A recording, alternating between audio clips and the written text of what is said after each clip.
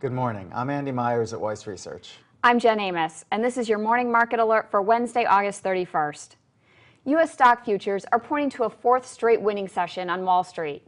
Yesterday, the market survived a late sell-off to close with modest gains.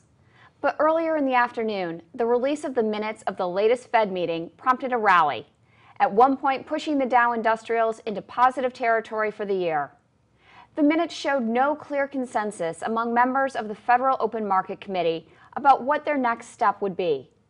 The options with the most support were more asset purchases and increasing the maturity of the Fed's balance sheet.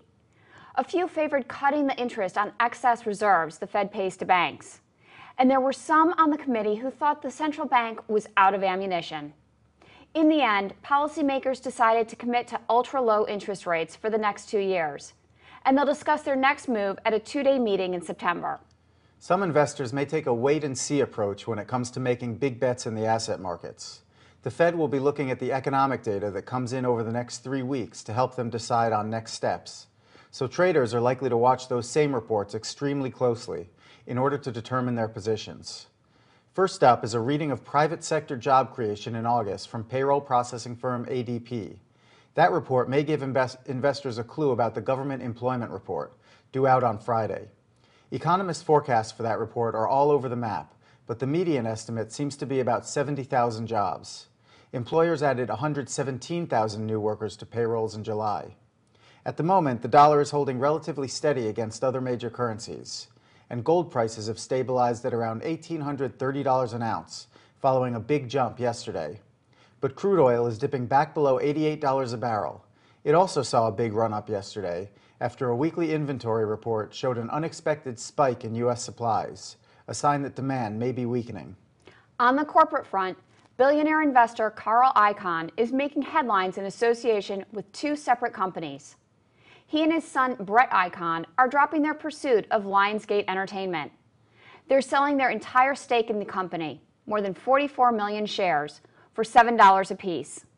Lionsgate is losing nearly 5% on the news. Separately, Clorox rejected Icahn's latest takeover offer, saying it substantially undervalues the company and is not credible. Icahn is trying to replace the firm's board of directors and buy the household products company for $78 a share. Right now, Clorox is trading at around $70 a share, down slightly in the pre-market. We're also keeping an eye on shares of Oracle this morning. The Wall Street Journal reports that the U.S. government is investigating whether the software firm violated the Foreign Corrupt Practices Act in its international dealings. Part of the probe reportedly involves whether Oracle bribed officials in Western and Central Africa in connection with sales to their governments. Shares of Oracle are losing about 1% on the report. But one big stock winner today may be Joy Global. The mining equipment firm is jumping 3.5% after reporting a 46% rise in fiscal third quarter profit and lifting its earnings outlook for the full year.